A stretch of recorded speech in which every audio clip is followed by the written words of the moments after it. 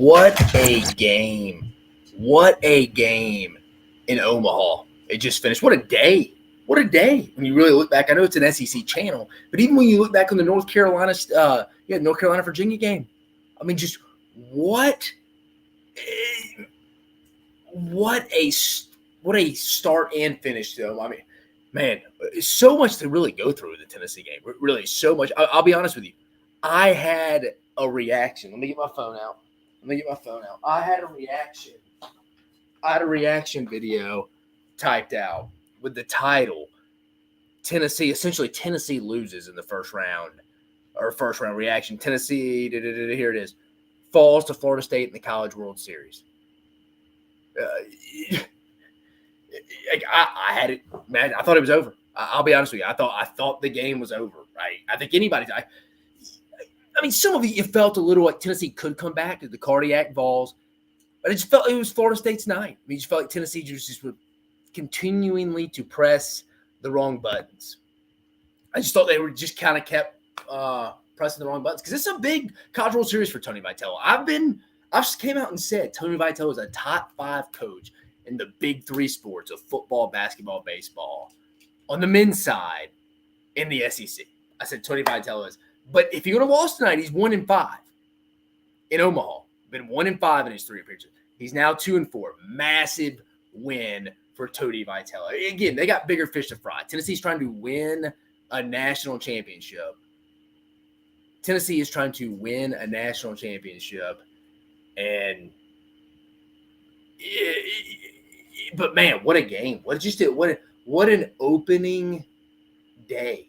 What an opening day in Omaha. But really, from Tennessee from the start, just an interesting pitching.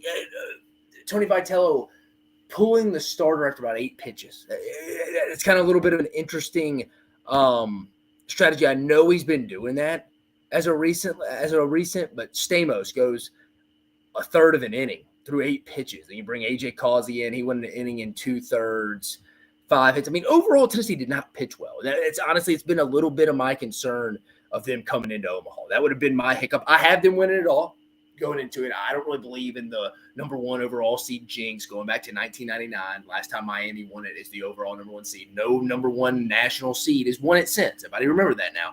I know the Tennessee fans watching can remember, but man, Tennessee's well on their way to figuring that out. Man, what a massive win. That's a win that that's a what's the term I'm trying to use? Kind of a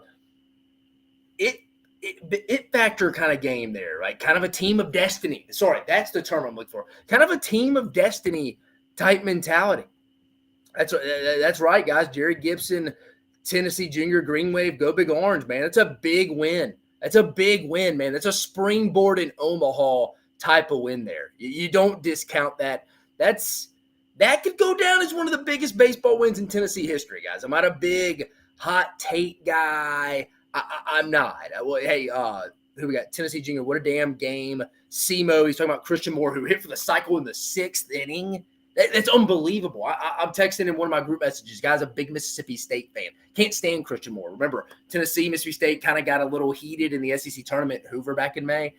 Even he hated him, but he was even like, that's it. You don't see that. The cycle in the 6th inning, people, I was going to get to that, but our guy Tennessee Junior here brought it up again. I mean, you can't – cycle in the 6th inning, guys. That's a springboard win, guys. That's a big boy win, flexing your muscles. That's an experienced team that's been in Omaha. But, yeah, Tennessee's pitching. Back to that. That's the one thing that holds me up. You got Drew Beam going on the bump next inning, but they do save some arms. No one went long. I mean, Aaron Combs went the longest, 3 1/3. Then Nate Snead went 2 1/3. I like Snead a lot, by the way. But, yeah, Tennessee using 6 pitchers tonight. Jamie Arnold, the guy I think that was the best pitcher heading into the tournament. Unfortunately for Tennessee, right now, I don't think Tennessee fans really care they faced Jamie Arnold, the talented left-hander from Florida State, who went 5 innings, gave up 8 hits, 6 runs, 4 earned runs. I'm sorry. But Tennessee fans don't really care about that. I thought he was fine. I thought Tennessee was a little overly aggressive at times. Got up 4-1, got comfortable. But when they started – in about those 2 innings, 5th, 6th, it kind of felt they kind of panicked a little bit. Sorry if I'm discounting the inning wrong here, but I just felt they were getting a little too aggressive. Whereas Florida State's batters, who are dangerous, 1 through 9, were making Tennessee's pitchers like Stamos, AJ Causey, Connell, those guys throw strikes. They made, and for a while there, guys like Causey couldn't throw their all-speed breaking ball stuff for strikes. For Sprite, sorry. Long night watching this game, but man, it was worth it. What a day, guys. I'm telling you, man, that was a great, fantastic college baseball game. But really just reviewing some of the notes from the game again, and we talked about Christian Moore hitting for the cycle. Had it in the 6th inning. The cycle nonetheless is impressive. Had it in the 6th inning, though. Christian Moore, 5 for 6, hit for the cycle. I mean, how about Tennessee's 1 through 4 spots? How about Tennessee's 1 through 4 spots with Christian Moore, Blake Burke, Billy Amick, and Dylan Dreiling in that last inning in the bottom of the ninth, stepping up when they had to? I mean, honestly, it started, though, with Kavaris Tears lead off with a triple there. But the guys in the bottom of the lineup, in their top 4 guys, their best 4 hitters, stepped up when they had to. In Omaha, when you're playing baseball this late in the year, in the middle of June, to go win a national championship, your best players have to step up in big situations. And Tennessee did. And that, again, that's a springboard win, guys. You see it all the time in these type of tournaments. In the NCAA basketball tournament, you see it. I remember Auburn's 2019 run to the Final Four. They almost lost to New Mexico State, if I remember correct. Should have lost to them. If they don't miss 2 free throws, I think, at New Mexico State. Springboarded Auburn to finish to winning 3 more games, getting to the Final Four, where they ultimately lost to Virginia. Those are the type of things that happen in these kind of single, double elimination tournaments with 64 to 68 teams like the NCAA basketball tournament and the NCAA baseball tournament. All it takes is that one game in Tennessee. I mean, at this point, everyone's playing well. Everyone's playing well in Omaha. And I've said it all week, and I heard on air them saying it. This is the first time in a while you really feel like all 8 teams could legitimately win it. No one's talking about NC State. I think they can legitimately win it. Maybe get revenge from their 2021 season, the one where they had to kind of bow out due to COVID.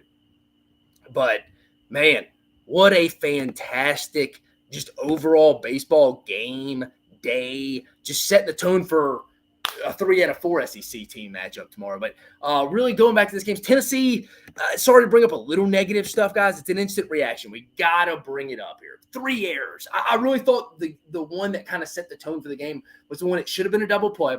Blake Burke, wasn't a fantastic throw by Christian Moore. Wasn't a fantastic throw at all by SEMO.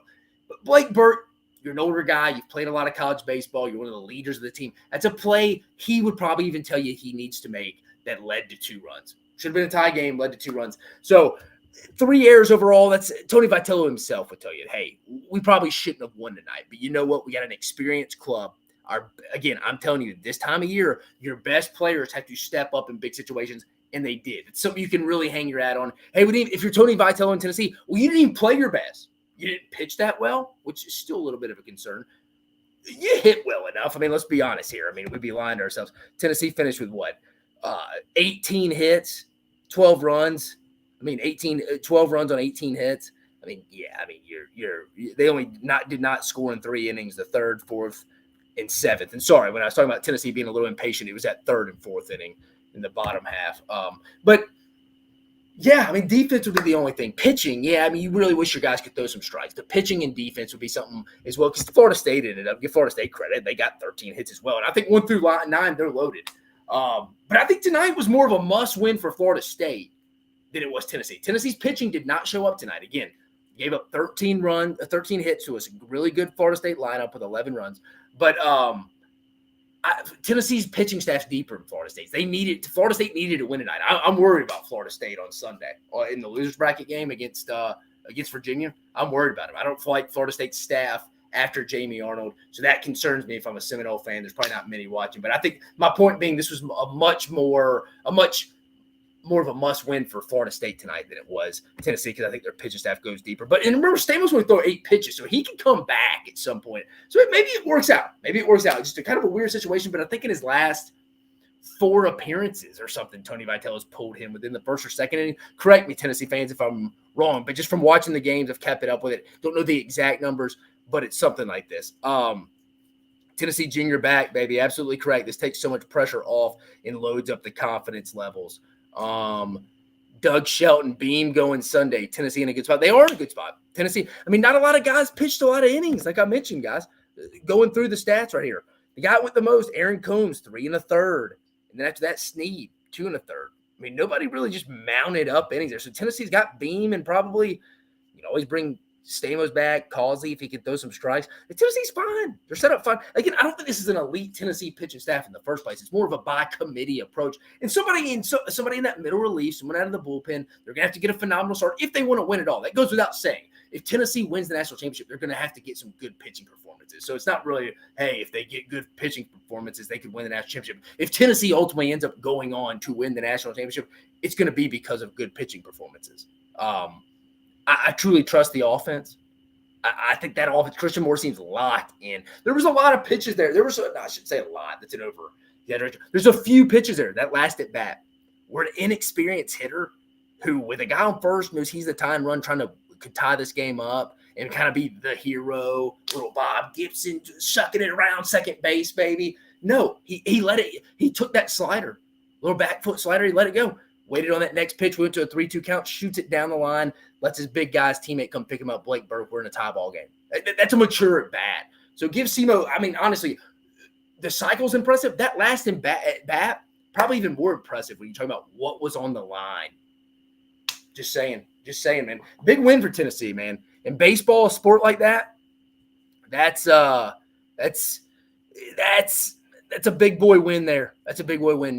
Tennessee, North Carolina. So that sets the stage for Sunday night so far. So we got the losers bracket. I know probably people don't care because it's an ACC it's an ACC matchup. Florida State and Virginia, and then you got Tennessee, North Carolina on Sunday night, on Father's Day, bringing it in, man. But man, Tony Vitello, he was heated tonight. How about Tony V? On it, man. I'm telling you, top 5 coach in the sport. I don't care if he ends up winning. I don't care if they end up losing or winning another game the rest of the tournament. If I'm building a program from scratch right now, you hear me, Vol Nation, right now. If I'm building a program from scratch right now, top 5 sport in the big 3. I'm not talking about big 3 men's sports. I'm not talking about women's basketball. I'm not talking about Dawn Staley. I'm not talking about Oklahoma's softball coach. Sorry, forget her name off the top of my head. I'm talking about men's big 3 sports. Tony Vitello, if I'm starting a college baseball program, he's one of my guys. He has his guys back. Even with Christian Moore hitting for the cycle, that pitch before he got the hit where he started running his mouth back to the umpire at the hit, after he got the hit, Tony Vitello, the pitch before, that was probably a ball that he got called a strike, was out there on the top step. I mean, honestly, top step, I'm underestimating that. He was on the field essentially, like just off the dugout a little bit in the gravel, arguing with the umpire, told him to put his hand down, just protecting one of his guys. He's a true players coach, respects the game. He's just an emotional guy, but he admits it. So that's why I like Tony Vitello. A lot of people don't like him. Fiery, brash guy. Reminds me, him and Nate Oates are very similar. Alabama's basketball coach, for people who aren't familiar. Have a little bit of arrogance to him. I'd call it more confidence. Young, energetic, relate well to guys, have a good system, have a good team culture. Guys like playing for him. But man, all right, guys. It's what a night. What a great day. I mean, Tennessee, baby, getting the 11-9 win, advancing. I bet Tennessee, or getting the 12-11 win. I'm sorry. I bet Tennessee. I'm 2 for 2, guys. I took North Carolina. They walked it off for me. I've won both my bets. I won both my bets so far today, guys. Between North Carolina and Tennessee, both walking off. Follow me at Mike 10 Sports tomorrow. Keep following me. I'll give out my bets tomorrow. Off the top of my head right now, I like Kentucky because I like in the championship series Tennessee-Kentucky. So I like Kentucky getting off to that good start against NC State. NC State, I think the winner of that game's in a good spot. I do. And then I think Florida and Texas A&M. I'm excited to see what Prager does for Texas A&M. Their starting pitcher. I think he's a good matchup against Florida. But Florida comes in with really nothing to lose. So, guys, appreciate you joining us. What a fantastic first day in Omaha. The Vols getting it done, guys. Tennessee, Tony Vitello. What a fun, heated, emotional game. But Tennessee getting the 12-11 big come-from-behind win, scoring 3 runs in the bottom of the ninth to take the win, guys. But, again, I'm your host, Dave Shumate, coming at you here on the SEC Unfiltered channel. All things SEC, 24/7, 365. I will be back tomorrow for live reactions from Kentucky, NC State, and Georgia, Florida. You have a phenomenal night.